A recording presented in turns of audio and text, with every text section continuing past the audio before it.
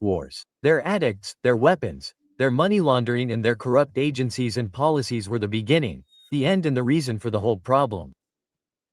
You'll never see that report in the US press. Brooks told me at the end of one of the previous hearings in which, as in this one, the narco-corruption of the US government was notorious. You and I should write that, the correspondent of the day emphasized.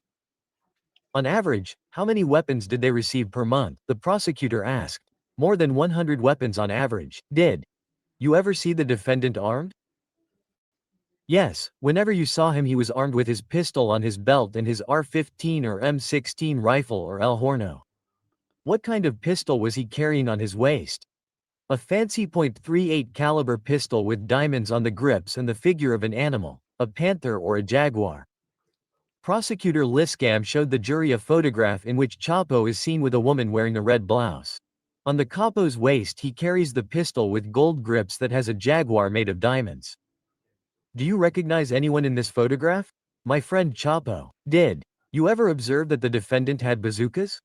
At the end of 2007 we went to visit my friend Chapo at Las Coloradas. My dad, my uncle, El Azul, Juancho and I on the track. When we were about to return, one of my friend's bodyguards was carrying a bazooka. What happened next?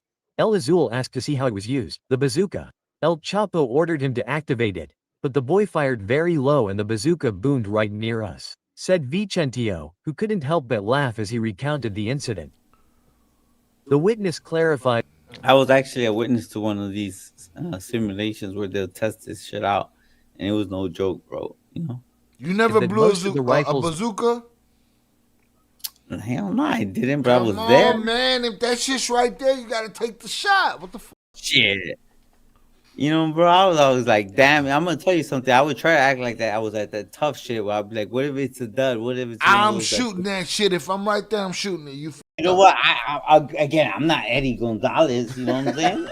Yeah. You fucked up. You're not I shot don't ill have either. I would have shot that shit. Fuck it, it's right there. I gotta do this. I don't have those type of ball. I used to be like scared as shit though. I tell you that much. They imported from the United States. Later on, one day I'm gonna tell you a story about one of my guys who was living out there with me. You know, he was a hiring member of the GD's, really good friend of mine, man, to this day, man. And I remember we were at a stash house and I had him with me, and one of the guys, like, they all came in, and the dude's like, he's talking, hey man, whatever, and we're sitting at the table. We had just finished eating breakfast, and he's talking, and while he's taking off his coat, it was a little chilly. He has a utility vest on, but in his jacket, he's bringing out, he has a gun on him, then he brings out, magazines, and he's laying them on the table, and then he all of a sudden he brings out, he has 2 grenades, and he puts them on the table. My boy like, hey man, are those real? He said, are those real? He's stuttering, and he's like, he's asking me, and then dude looks at me, and I look at him. I said, oh, he's asking if they're real, and he's like, yeah, here, you want to see? My boy was shitting on himself. He said, get me the fuck out of here, bro. Crazy. It was like, just like the norm, you get me? States were semi-automatic, but that the Sinaloa cartel had a person, Jose Pepe the gunsmith, who made them automatic. At that time, I remember too, it's just like, how they had the magazines, now they have them out of, like, they make them out of plastic and stuff like that, the drums. And before they, all they had gunsmiths that would make bullets, the drums, the 100-round drums. I even seen 200-round drums, and they would make the automatic. They before the switches and all that, before they were like plastic and stuff, they had gunsmiths that actually would do these things. What did you call automatic rifles? In Culiacan, we called them bursts. Did you ever see Guzman Lore fire an automatic rifle? I saw my friend shoot his burst rifle 2 or 3 times. Who's the alligator? A hitman for the Beltrán Leyva brothers who was murdered in 2008. I gave the order to the M1, Macho Prieto, and Chino Antrax to go and pick up the alligator. I asked them to grab him alive. What happened next? They kept him in a safe house for a day. Hencho interviewed him. They were torturing him to get the information. The hitmen kept Chapo informed of the information they were extracting from the alligator. What did they do with the alligator? After a few days, they killed him. Juancho gave the order. Juancho and my dad told me. Did you kill anyone? No. I gave the orders several times. I don't know how many. I was their boss, the hitman, but whenever someone was going to be executed. Oh my God. So you're saying that the boss never killed anyone? He just sent a bunch of dummies to go kill for him because he was the boss? Oh my God. I didn't know that they had that type of power. I didn't know they had to act like, soldiers to be bosses and to carry out hits. But what the fuck would I know? Jay, do you know about Cesar Gastelum Serrano? Oakland said he was the richest. Didn't they just Vicente just talked about him right now? I don't know him like that. No. Whose authorization was requested. Did he have any extramarital affairs? Yes, once he. Damn, Vicente's telling on Chapo's side chicks? What the fuck? I thought I was the only snitch. Chapo got Used hoes? fake IDs. He always traveled with a fake ID. Who was Julio Beltran? A guy that my dad and my buddy All right, so this Julio Beltran, bro, he was a man. Just to let you know, I don't know the story like that. From my understanding, it was Vicente who gave the order without even talking to his dad to kill him. Chapo agreed to kill because Julio had made a bad reference to my dad. He said, "Those damn old guys are finished." That's all he said.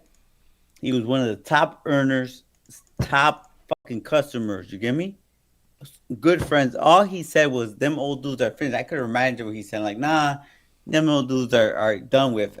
And because he said that, because someone who heard him say that went and snitched, who knows if it was even true, they killed him and all his dudes.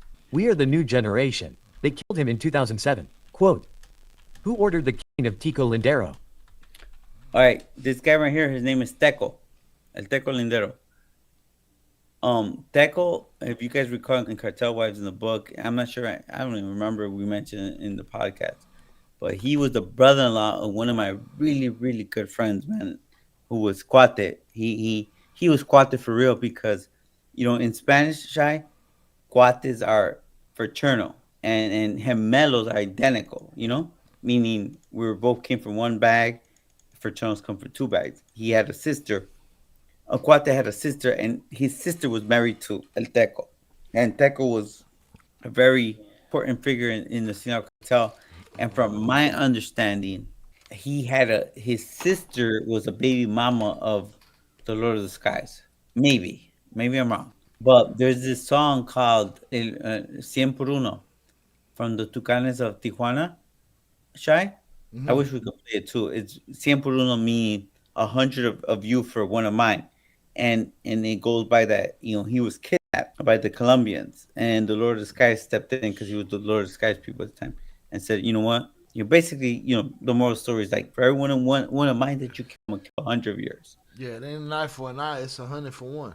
And basically, the Lord of the Skies basically was the one that took over the business from Mexicans, and took over the Colombian cartel business. You get me? Where he set the rules where Colombians couldn't work in Mexico on their own, and it's like they have a green light if they do so. They have to be sponsored by someone or work with somebody. They can't be in Mexico functioning on their own. So these are people like you probably never heard of, but we're very important people. And Cuate, man, he was what I consider to be, someone you look like as Scarface. Like, he fit the profile. He will always be getting coked out. Really good dude though, and he was a straight killer though, bro. Here's the thing: is he smoking old ladies or is he smoking motherfuckers in the business? That's the Now difference. he was smoking dudes in the business That's and it. popos. You get me? He was the only one that knew where I lived. I remember he showed up at my house one day, like at 3-4 in the morning, and it was weird because I didn't know, but my phone was ringing. He was until he started like ringing the doorbell, and we live in a gated community. I was like, "What the fuck?" I jumped up, like, "What the fuck?" And I remember seeing the phone, and he's like, "Man, I'm sorry for bothering you." I'll never forget. He said, "Man, I just killed me 3 cops." God damn. I gave him the code, and they didn't listen. And he said, and they were called, for backup. He said, And he was just like one of those like extremely paranoid dudes. And he was little, bro, 5'4", 5'5". He could have been one of those horse jockeys. He was on powder? Bro, all the time. That's what it is right there. Like you said, Scarface, he's paranoid all day. No, Listen, and I know tell dudes you- that ain't had that much beef and was in the fucking blinds on some brocane. And when I tell you, his house, bro, when you walked in, his office looked like you were seeing a Tony Montana office. Right. And he was, this is weird, like lineage, right, or family, but he was first cousins with Noel El Flaco, and you heard me talk about him a lot. Who was another really good friend of mine, Noel Salguero, who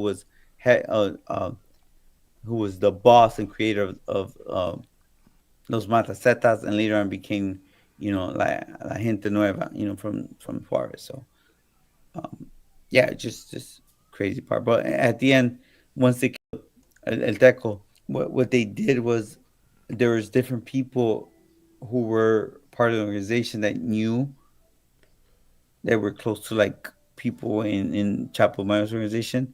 And what they did was that they basically said that Noel El Flaco, which was at that time really important in the Sinaloa cartel, and El Teco, and El Cuate, which was my friend, were gonna avenge his brother-in-law's death.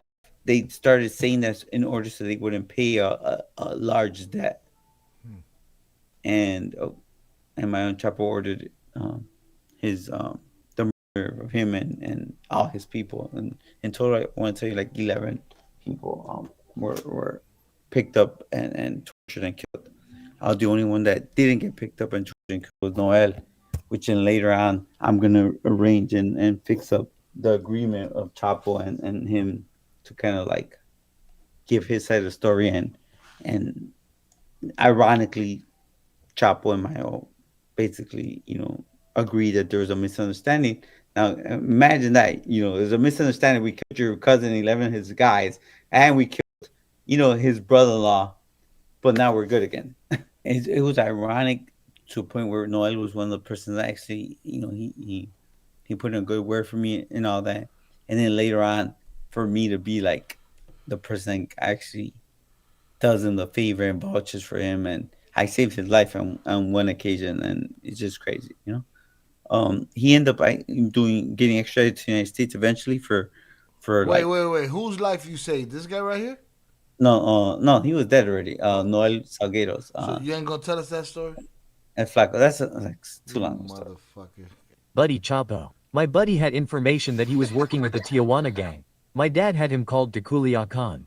The reason and how they got their information was that they had information someone had given them, so they tapped his phone. And his father and my game, from my understanding, said, "Look, if we bring him in, he has a good reason. We're gonna let him live because he liked them. But the fact that he came in and when they told him, they confronted him, he lied again. So they killed him."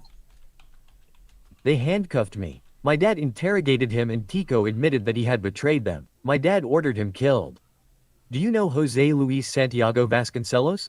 I know who he is. He was the attorney general for the drug cartel. Once again, the son of El Mayo Zambada was talking about an important figure in the Mexican government. Since 1993, Vasconcelos had been his legal attorney for international affairs in Guadalajara. My dad and my buddy Chapo were talking about killing him. El Chapo was angry because Vasconcelos had arrested his son Ivan in Guadalajara without any grounds. Ivan was not involved in the business, the witness said. The decision was made to kill Vasconcelos. My dad warned them that if they did it there would be a lot of trouble, that they should wait and see what happened to Ivan, but Cancelos treated him badly. So he ordered his execution. My friend Chapo sent some people, ex-military personnel, to Mexico City with bazookas. We called it Guatemala. They found a place where there were no cameras on the street and where Vasconcelos was going to pass through, but the people were arrested before the attack, the same day that the attack was going to take place. When did that happen? Before 2006, at the end of 2005. Guzman Lo he looked for Vicentio and he turned to look at his friend. He smiled at him. El Chapo remained very serious, without taking his eyes off him. How many times did you meet with Juancho? I saw him hundreds, thousands of times. I spoke to him 98% of the time, face to face. We were always together in the same house or office. How did you refer to Juancho? Virgo, I would call him in private. The prosecutor then presented several intercepted telephone recordings. What you're hearing is a motherfucker snitching. Okay? Miss me with the bullshit, miss me with the picking and choosing. My dad ordered him to be unalived. My dad and so were talking about him being unalived. This one got unalived. Listen, what you're hearing is a dude snitching. Stop picking and choosing. It's part of the game. It's in the toolbox. It Oh is my what God. it is. Are we seeing that we're, my brother and I are not the only snitches? That's what it seems like on my channel. That's the only reason I confront it, because the truth is the truth. This is me talking to one of the Flores brothers about the toys and weapons they were going to send us. Oh shit! They got a recording of me talking to the floor. Like Let's him go. I talking want to hear the fucking recording. You ain't gonna tell us the fucking Damn. story. We gotta hear something.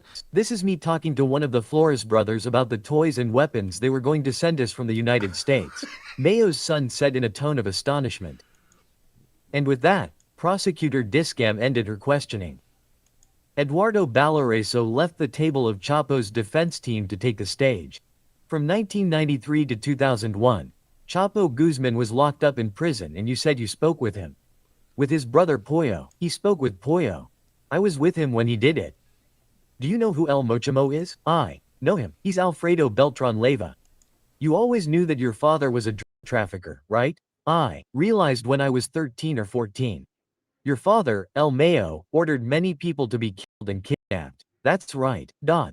So why do you deny that your father, Mayo, is the head of the Sinaloa cartel? I'm not denying that my father is the head of the cartel. I'm saying that my dad is one of the bosses along with my buddy Chapo. You're just talking about what suits you, right? It's impossible to remember 100% of what happened. I have no reason to lie. I'm telling you about my life, what I experienced in the cartel. I'm asking you complicated questions. No. Well, I'm going to ask you simple questions for idiots. You're here because you consider the person you call my buddy Chapo, my friend Chapo, guilty. Isn't that right? No, not because I'm sitting here. My friend is guilty. I'm giving my testimony. The jury has to decide. Guzman Loera's lawyer looked exasperated, annoyed, because he couldn't get the Vicentio guy out of his mind, who had an iron attitude. Cool, as the young people on the streets of Brooklyn would say, or with cold blood and nerve, to paraphrase Truman Capote. The interrogator was putting on a kind of show in the judge's chambers. He moved throughout the courtroom, standing very close to and in front of Vicentio, positioning himself on one side of the prosecutor's table or in front of the jury. He even walked up to the defendant and put his hand on his shoulder. The defense attorney wanted to shock the jury and anger Vicentio, but he didn't seem to achieve any of that. Why is he here to accuse and betray him? He refers to Mr. Guzman as comrade, or compadre Chapo. Of course I do. He calls me compadre Vicente. Your Honor, you can tell the witness that you are not referring to the defendant when you say compadre Chapo. You can't, the judge replied. The lawyer resumed the questions. Do you know General Miranda? Yes, sir. General Miranda is a division general. Balareso seemed pleased with the answer. Did you meet with General Miranda at Los Pinos? Yes, sir. I met with him when he was chief of the Presidential General Staff in the government of President Ernesto Chedillo. Did your father bribe President? I just wanted you to know, like right here, this is like there's more parts of this, but just to highlight, he's basically saying that he went to the Mexican White House to have a meeting with the executive staff about whatever he needed his father and the higher staff of the government to do. And that's insane. Give me like it's crazy that he's testifying to this. Just kind of shows the level of corruption and up to where it actually leads to, when you have the third in command and one of the biggest jugglers in the world's son going to the presidential palace to meet with the executive staff of the president of Mexico's office at the time, which was President Cedillo's, which is crazy. Chedillo? No. My dad never told me that. Holding up the transcript of the statements Vicentio gave to the United States government since he became a protected witness, Balaro joked, Oh shit. Shy, did I hear that correctly? That the third in command became a protected witness? Oh my god, I didn't know. Mayo Zambada sent his baby to Los Pinos to complain to General Miranda that the government was meddling in the business of one of his wives, Rosario Niebla Cardosa, Vicentelo's mother. The capo frowned, clearly annoyed by the irony. Yes, and to my entire family, Vicentio emphasized. For years, pointed out by the Mexican press as the prince of the faction of the Sinaloa cartel, led by Mayo, he established that his mother owned a company in Culiacan that did not have any money from the drug business. It started with money my grandfather left him. Balareso returned to the subject of bribes. He wanted to show that his client was not the head of the cartel, but rather Mayo. He asked Zambada if his father bribed Yankees and CIA personnel. The witness emphatically answered yes, and that he also did it with the directors of the state judicial police. He bribed half the country. Balareso asked sarcastically. Yes, if you say it now. You say that you have not had any communication with Mayo since his arrest, right? Through lawyers, yes. The bribes that Mayo made were to avoid being arrested. Yes. The United States government offers a reward of $5 million for information leading to the capture of Mayo. That was since I was out. Since you began cooperating with the government, you have met more than 100 times with the prosecutors. Correct? Yes, sir. They ask me many questions about my father. Have they asked you where your father is? Yes, I tell them that he is in the mountains. I have given them the coordinates of ranches, houses, all the information. Damn. That boy, hey, y'all be bringing up the twins' father all the time in a self-serving way, and this motherfucker over here giving coordinates on his daddy. No mommy's way. It's crazy. It's crazy the double standard and the motherfucking picking and choosing that motherfuckers do around here. That shit is nuts. It's crazy because just to hear it, it sounds a little bit different. But again, you know. He said, I gave my daddy's coordinates. Now, right or wrong, the daddy and everybody else done had a meeting with these boys, right? With all these youngsters and told them, hey, when the shit hits the fan, did they do that prior to your, they did that prior to your cooperation, right? He's going to talk about this right now. Huh? He's going to talk about this right now. So let's Okay, go. go ahead. We'll keep... Go ahead. About airstrips. Your father has many girlfriends. I do not specifically remember a girlfriend of my father's. Chapo's lawyer was overacting. It seemed like he was trying to imitate Purpura, but without success. The tone of his questions, his movements and grimaces. You see, right here, we didn't get to see which lawyers actually cross-examining him. You get me? They never mentioned that.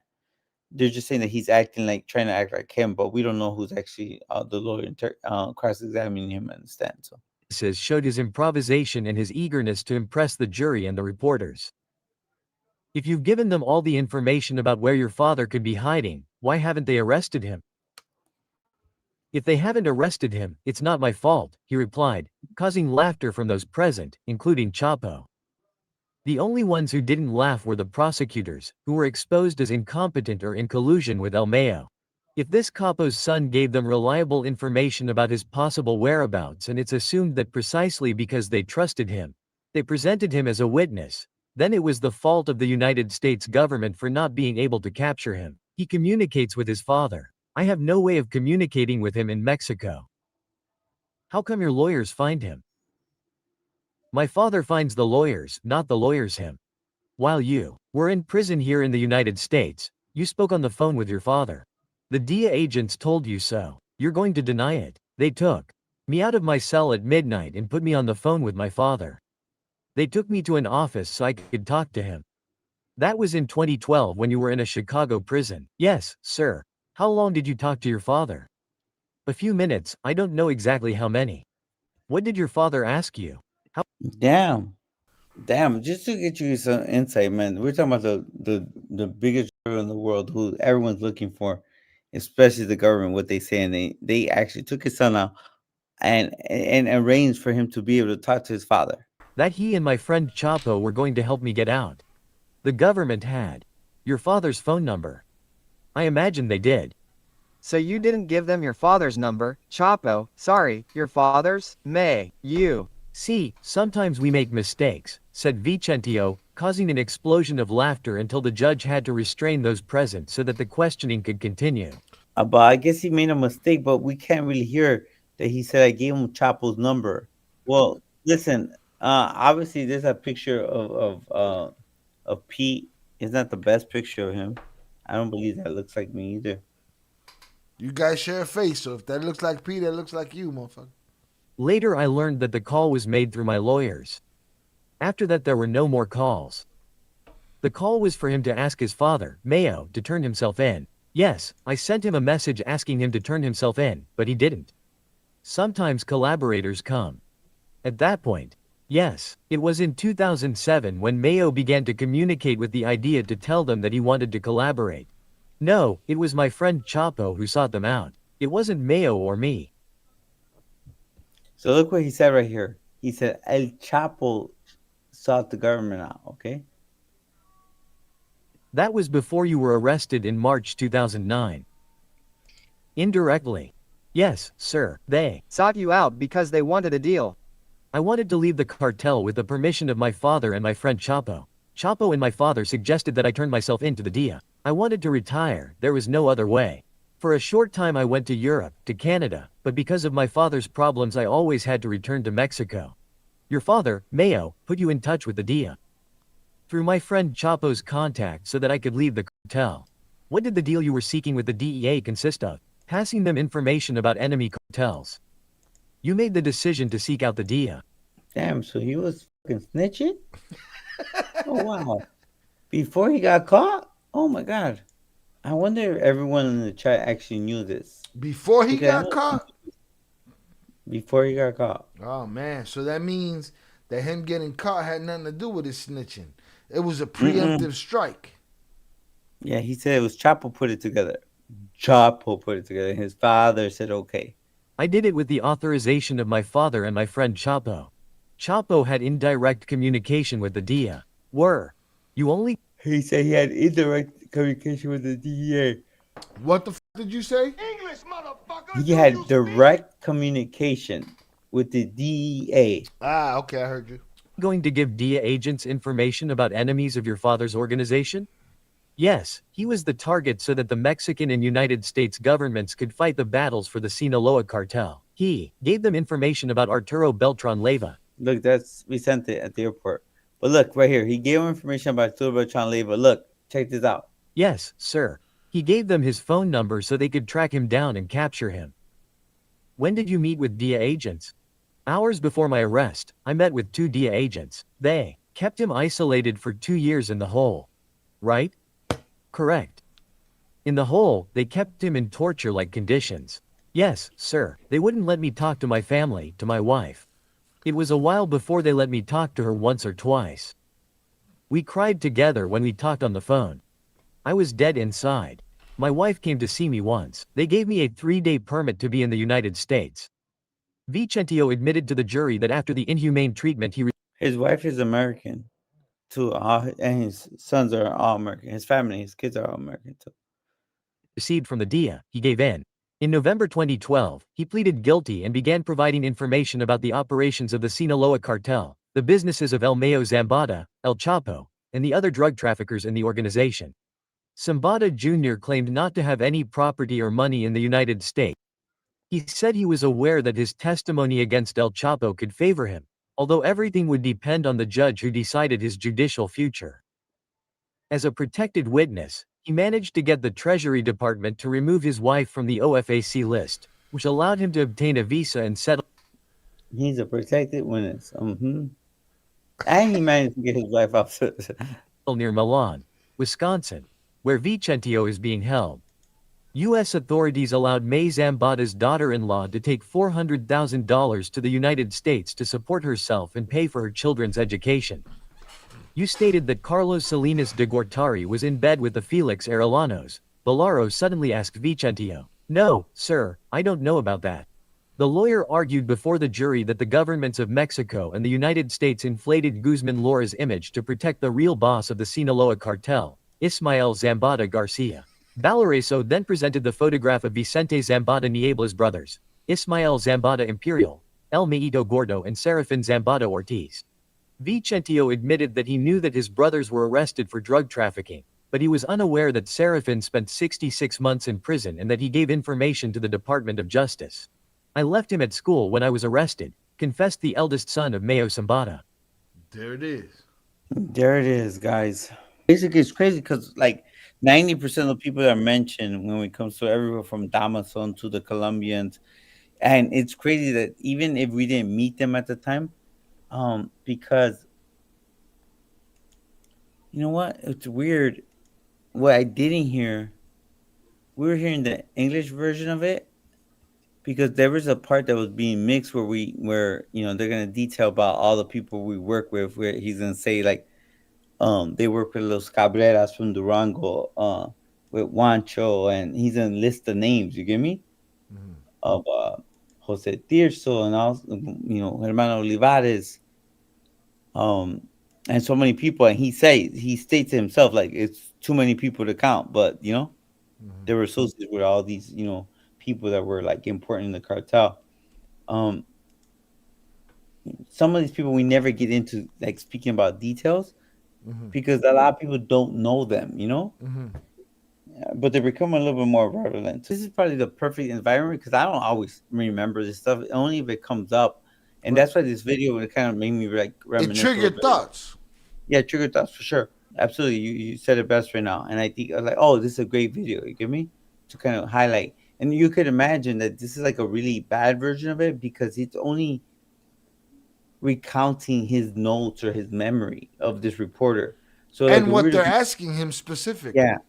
And we're to go down to transcript, which I think I just gotta find them, but they're out there of these transcripts. And you know what? Like, what I think would be very interesting would be to get the transcript of Jose Tirso, who was another big witness, in that case. Damason Lopez, who was another big witness in that case, just to kind of get their point of view, and they're gonna talk a little bit about our criminal organization, and there's so many stories we could talk about that. So it's just crazy. You hear them pointing out like some of the people that they gave up as well